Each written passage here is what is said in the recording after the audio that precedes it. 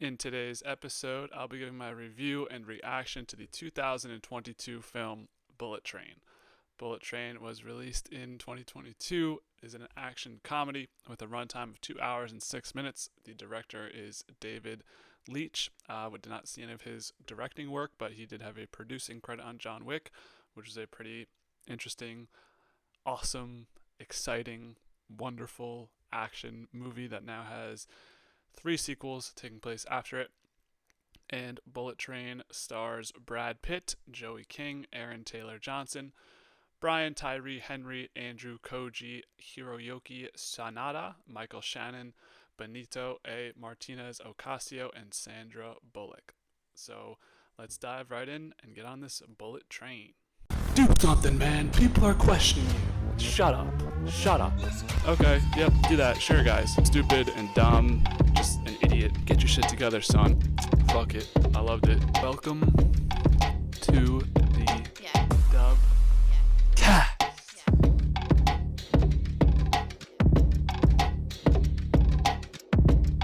Bullet Train's been on my list for a while. I've been waiting to watch it. I know it's been on Hulu and Disney Plus. Just needed the right moment, which came about a week ago as I'm recording this when I went on my cruise. Had to take a flight to Port Canaveral, so threw on a movie for the first flight. Chose Bullet Train. Was not disappointed. I thought this was a pretty fun watch. I think it fills that same sort of mold as these sort of other one-off action movies that we've come to expect post 2020. This being on the stronger end of that. I thought this movie did come out on streaming, but I think this did have a theatrical release.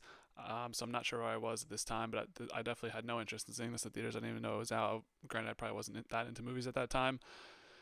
But yeah, if anyone saw this in theaters, I wonder if it was better or whatever. But I know it's been on Disney Plus and Hulu for a while. So the standout character and actor in this movie, I definitely think, is Brad Pitt, being a likable and funny presence throughout the film. Definitely the main character of this one as well. The story definitely keeps you attentive the whole film, as there wasn't really one part where you're, as the viewer, particularly bored or not uninterested. Like everything kind of segues into each other. Just when you think it might get a little boring, something more exciting happens. So it was a very attention-grabbing plot. It felt like the movie accepted how ridiculous it was at times, which helped the viewer know to not take it as seriously as you'd expect. Like, this isn't an Extraction 2 level type movie, It's a little more goofy than that. It is described as a comedy, so I think it did a good job of displaying that, this isn't going to be some serious movie where you're going to, be crying over people dying. It's just going to be, a fun bullet train ride for 2 hours, and we'll get through it. Not get through it. Enjoy the ride. I love the idea of this all taking place on a bullet train, hence the name of the movie, but I do like these kind of one-off movies where they take place mostly in one position. I mean, you have other movies that are kind of vehicle movies. This one I thought did a pretty good job being interesting despite being on a train the entire movie. Some fun cameos throughout the movie. Ryan Reynolds, Channing Tatum, Sandra Bullock, Bad Bunny, famous Narcos Mexico actor. So that was nice to see them all pop up here and have sort of these interesting and funny moments.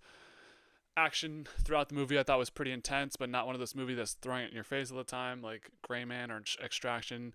You know what you're getting into with those type of movies, but this one had these kind of nice one-on-one battles or one-on-two battles where we're on a bullet train, so we have to be quiet and not be quiet, but not be distracting the entire train. So I think that led to these fight scenes being more calm, but also more I don't know, intense, and because there's so much stakes, and not that much stakes because it's only a comedy movie, but I felt like the fight scenes were good is what I'm trying to display. It wasn't in your face. They weren't watch this fight scene, we're going to brutally rip people's heads off and stuff. It felt realistic, so I did enjoy the fight scenes. Thought the side characters were interesting as well, with Tangerine and Lemon especially standing out. I thought the soundtrack honestly was great as well, with some good tunes along the way. I didn't care for the million twists at the end, but that's kind of what you're getting at this point in the movies. I feel like every movie has a million twists at the end, and all of a sudden, blah, blah, blah happens, But I didn't care for it that much, but I've come to expect it, so I didn't mind that as much as I usually would. Also, didn't really care for the themes of the movie of luck and fate. I don't know if I believe in either of those as themes. Maybe that's a podcast for a different day, but I don't know. I thought those were kind of weak themes throughout the movie. I know this is an action comedy, so there's not really like crazy themes happening throughout the movie, but the movie didn't take itself too seriously. So I didn't really, wasn't like, oh, fate decides everything. So I don't know. Definitely worth a watch if you're a Brad Pitt fan. If you want to check out a fun action movie that'll keep you in it for the 2 hour runtime, I thought this was a fun ride along the way. That being said, I'm going to land this movie at a 7.9. Pretty decent score for Bullet Train. Thought it was a nice one off movie. You're not going to come out of it being disappointed. You're not going to be upset. Brad Pitt is, kind of an empathetic, just guy going through life. He's in his probably 40s in this movie. To call it with his therapist throughout, like I thought that was a fun dynamic of Brad Pitt being the main character. Thought he fit this role well, and we kind of see him in a similar role in Once Upon a Time in Hollywood almost. So Brad Pitt's done a decent job in those roles. So 7.9 for Bullet Train. Would recommend everyone to check it out if you like action movies. If you're just looking for something and you're bored, like this will keep you in it. It's not taking itself too seriously, but you know that going in. So thought it was a fun ride. I don't know how many times I'm gonna say fun ride, but Bullet Train was a good time. 7.9 for Bullet Train. So now pulling up the DubCast graphic, where does this movie land amongst the other movies we've reviewed so far? So this is the 61st movie reviewed on the DubCast. Crazy, these numbers are crazy. And this is number 27 of those 61 movies up until this point. So in the 7.9 club, it did tie with 3:10 to Yuma, Mr. and Mrs. Smith, and Dead Poet Society. I actually have Bullet Train slightly above all of those movies. Obviously, nitpicking there is they're all 7.9s, the same score, but I do like Bullet Train a little bit better than those other 3 movies. In comparison to other Brad Pitt movies, this loses out to Inglourious Basterds, which I gave a 9.1, and then like I just mentioned before, slightly beats out Mr. and Mrs. Smith, and then we also have Snatch, which I gave a 7.5, so this comes at number 2 of 4 of the Brad Pitt movies we reviewed so far, and then it loses out to Snowpiercer, which was an 8.4.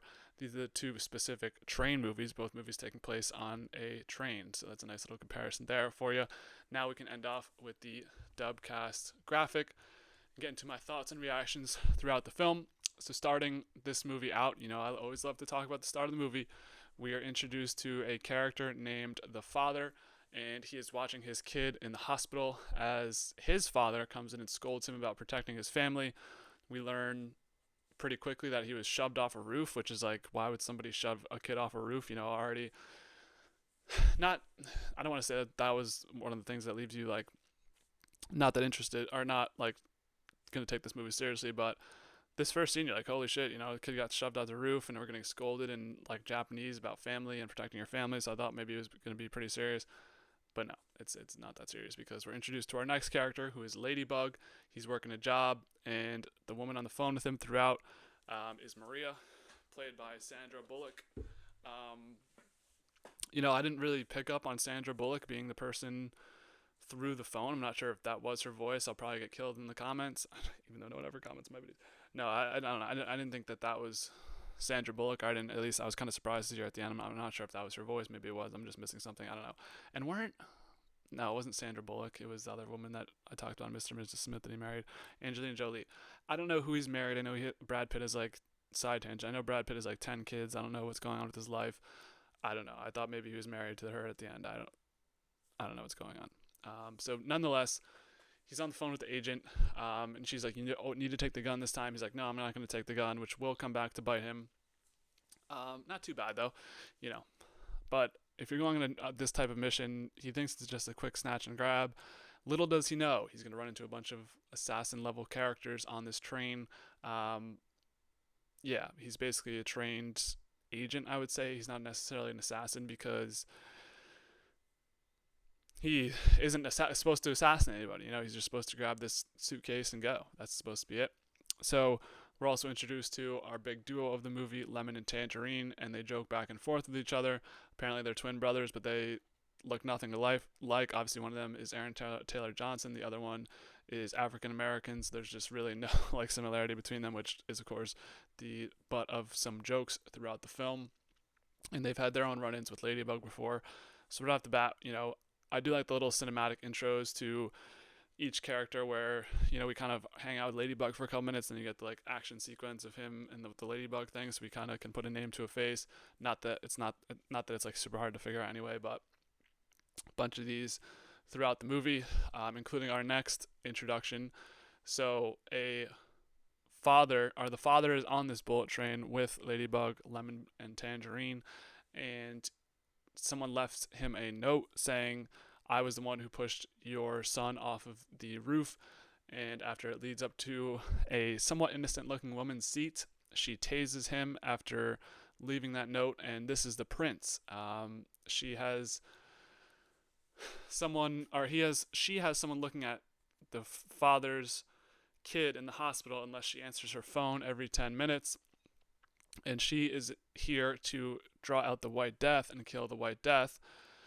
So the White Death, his son, is being transported by Lemon and Tangerine, and little like thing that happens, he's dead because Lemon and Tangerine, they have a good dynamic between each other, but they also have that fighting dynamic, that brotherhood dynamic of just going back and forth and fighting about irrelevant shit. But it's funny because they help make the movie really a comedy. Them and Brad Pitt kind of carry the comedy of this movie. But yeah, they were supposed to pick up him, take the briefcase, and they're like, oh shit, he's dead. And then we don't know where the briefcase is because they lost it because Ladybug snatched it. So the White Death's son is dead. The suitcase is gone. Looks pretty bad for Lemon and Tangerine at this time. That's when Ladybug is going to get off of the train and run into the wolf, who is Bad Bunny. Love to see Bad Bunny back. I feel like is Bad Bunny a good actor or a bad actor? I feel like he's actually kind of a good actor. But his backstory is he had a pretty fucked up wedding where everyone died via poisoning from the wine. Someone accidentally bumped into him, so he was able to live. But I mean, this is like Red Wedding on freaking steroids. You're just in a wedding, look around, and then all of a sudden everyone's dead because they drank the wine, especially his own wedding. So that's pretty fucked up. I think he was the main mark of that wedding as well. Although I don't know, I'm not sure if he knew that at the time, but that's the wolf for you. And he wants revenge on Ladybug because Ladybug was actually, we find out later, was one of the people there at the wedding and may have been the person who did poison the wine. So no, it wasn't. It wasn't him. It was someone else. Okay, getting my characters mixed up. Also, no, I think Ladybug was there though. We'll have to get into it later. So yeah, the wolf is angry and upset with Ladybug because Ladybug just happened to choose the wrong door to get off of the train, runs right into the wolf. They have a nice back and forth fight here, and the wolf is dead after Ladybug had no idea who the wolf was when he was attacking him. He's like, who are you? What do you want? I'm not your guy. They have this like interesting scene in the bullet train bar, which not a lot of employees around in the bullet train. I'm not sure if, had a couple people in the back. There is one woman at some point I remember in the bar, but like this dude just dies in the bar because there's nobody around to see it anyway. Not that would have helped, but it's like, damn. Not a lot of hard work and participation from the staff of the bullet train here. But yeah, the wolf is dead. Sad to see, I still don't think Bad Bunny knows English that well. Granted, he's still singing songs in Spanish. I know most of his fan base is Spanish. I don't know. I feel like that Bad Bunny doesn't really know English that well. And this is 3 years ago, so maybe he's improved a lot. But the wolf is our first casualty. He's got, a second casualty because White Death's son is dead as well. So people die left and right in this movie. It is an action movie. You can expect death. And Ladybug runs into Lemon. Turns out they have met each other before in Johannesburg.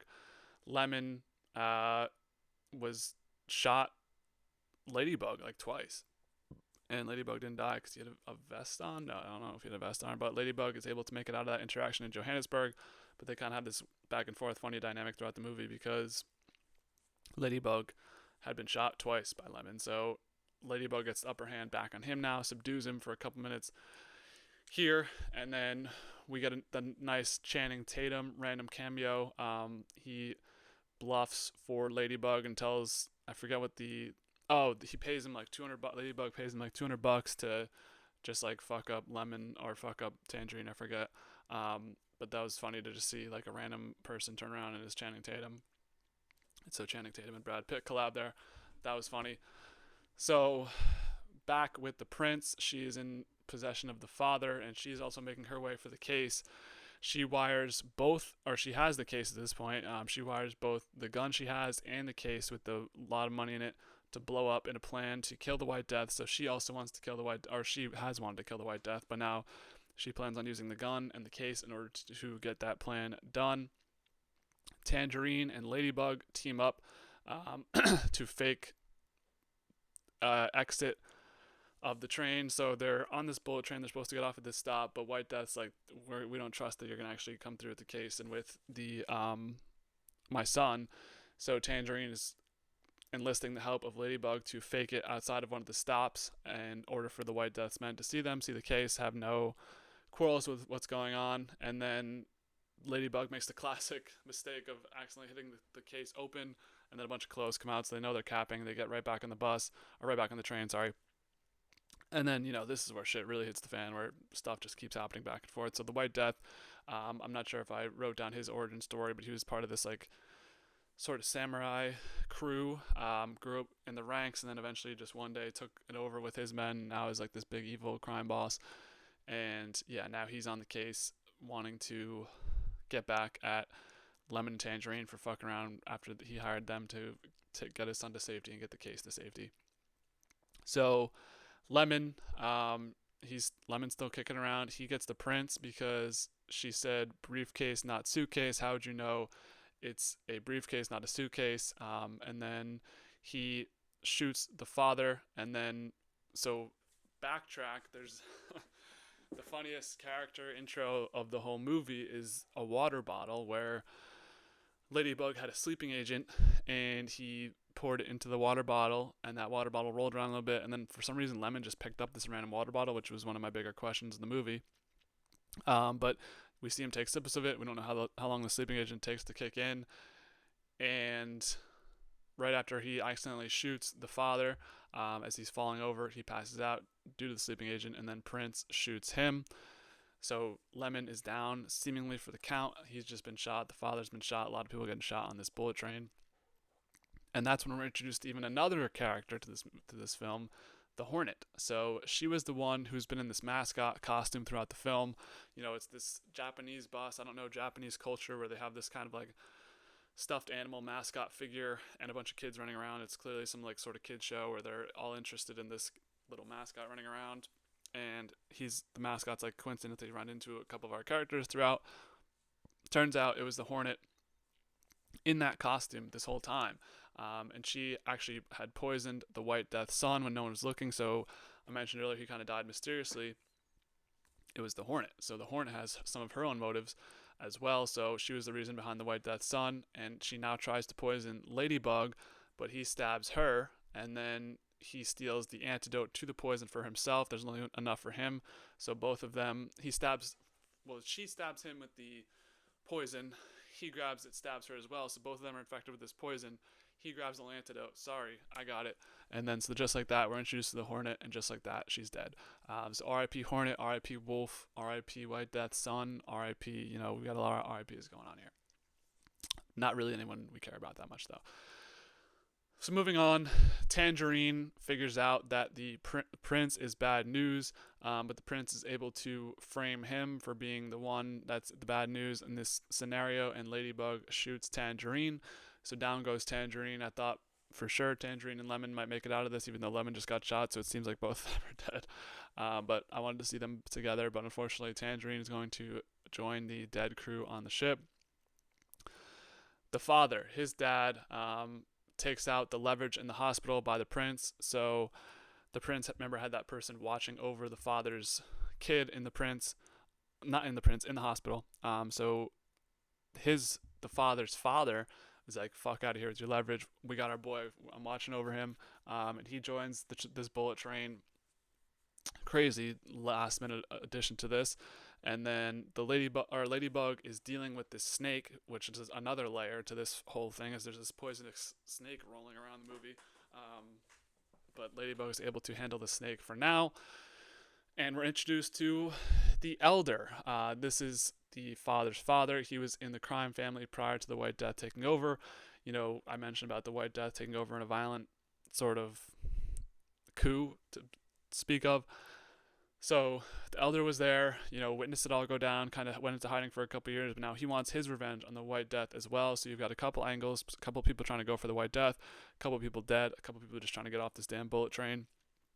That's what leads into our last couple scenes in the movie, we have Lemon still being alive after using the vest. So that was a big discussion of between our big joke between him and Tangerine early on. Use the vest, don't use the vest. Obviously, Tangerine doesn't use the vest and he's dead. Lemon did use the vest, so he's still alive with us. So that's great to see. We learn the prince is actually White Death's daughter, as White Death and his crew have finally had enough and are going to get on this bullet train for themselves. Took them long enough. There was like 2 or 3 stops where Lemon and Tangerine were just like pulling their balls, basically. So after this interaction happens, the prince reveals herself. She tries to kill the White Death. Doesn't work out. He's going to spare her for now. The White Death paid them all to kill each other, which is one of the bigger, whoa moments of this thing where you've coincidentally, now it makes sense why there was like 8 high-level assassins on this train. It was all a scheme by the White Death to take them all out, or have them all take each other out in sort of a throwback to a movie I just recently watched, Thunderbolts. Spoiler alert for Thunderbolts, like the first scene in Thunderbolts when they're all trying to take each other out. There was an attempt on the White Death, which left his wife dead, and she happened to be in the car only. She was only in the car due to bailing out the son. The son was like an idiot reject. He kept going to jail for stuff, and then she was trying to go bail out the son. He was like, we shouldn't go do that, but that's why she was in the car, was to go and get him from jail. They never really cared about the prince, the daughter. So that's what made the White Death pretty upset about everything. Just wanted everyone to kill each other. Carver. So throughout this, or at the beginning of the movie, when Maria and Ladybug are talking, Ladybug mentions how he has to take over for Carver. And Carver's like out sick. He's kind of this like shitty employee, it seems like. So White Death wanted Carver to take out the White Death wanted to take out Carver because Carver was the one who actually ended up killing the White Death's wife, and we get a nice little flash to Ryan Reynolds as Carver, so that's a funny cameo there. But that's the reason why White Death wanted Ladybug dead, so there's all these little plots going at each other. Who will prevail? Lemon departs the train after a bunch of shit happens. It's basically on its last couple wheels. He jumps off. The Ladybug is able to pull the emergency brake. The Elder wounds the White Death. It always kind of made sense that the Elder would be the one to do it. And then the train falls off the track. The White Death is pretty upset after someone calls him bro. I thought that was hilarious. And then he shoots himself accidentally with the prince's gun. Obviously, remember that gun is wired to kill somebody who shoots it, so the prince did call that. So White Death's in control of that gun, pulls the trigger, and now White Death is dead. After this very funny scene of him saying, "Do not call me bro," and then he just he's gone. So R.I.P. White Death. Seemed like a scumbag, so not really R.I.P. The prince, after all the rubble has settled, it's really only the prince, Ladybug, and the Elder and the father around in the train after everything happens. The prince gets up and is like, I'm going to get vengeance anyway, fuck it. And then she's hit by a truck as she was going to shoot the remaining 3 people there. She's run over by Lemon. So that was a good revenge moment of Lemon. Well, we don't learn that technically yet, but a truck just randomly hits her, so she's dead. So the father, the Elder, and Ladybug make it out alive. And who's there to pick up Ladybug at the scene? It's Sandra Bullock as Maria. So nice final cameo there. And then we learn in the semi after credit scene that Lemon was the one who had somehow escaped out of the train, got into a truck, and ran over the prince. So that ends up Bullet Train, man. It was a fun ride, a lot of stuff happening. I thought it was a pretty fun movie throughout, a bunch of different plot lines happening, maybe too much at some points, but I liked the overall vibe of the movie, how it ended. I thought it was a well done movie for what it was. So are you guys higher or lower on the Bullet Train than I was? Where do you rank this in the Brad Pitt pantheon? I've only seen a couple of Brad Pitt movies, but definitely was a solid film for sure, so I would recommend to some action fans to check this one out. Yeah, coming up on the DubCast, we have movie review. Next movie review will be Godzilla -1. Besides that, I'm filming this in advance, so when this comes out, Dark Season 1 should have came out. UFC already happened, but maybe you want to chill out with me and Shane. Besides that, expect more content on the way. Always looking for ways to improve. We did our best video ever with the Survivor 48 tier list. Got about 600 reviews on that, so appreciate everyone checking out that. Appreciate you checking out this one, man. Movie reviews. Thunderbolts review did well. People were commenting in the chat, so always love interacting with you guys in the chat. If you have anything to say, feel free to leave it down below. Feel free to leave a like, leave a comment, leave a dislike, subscribe. Click the bell if you want to be notified when we post videos. It's always 7 a.m. Random days though, I don't like to do a couple of days in a row unless it's a really stacked week where I feel like I have to get content out. So, as always, appreciate you guys watching. Be easy, y'all.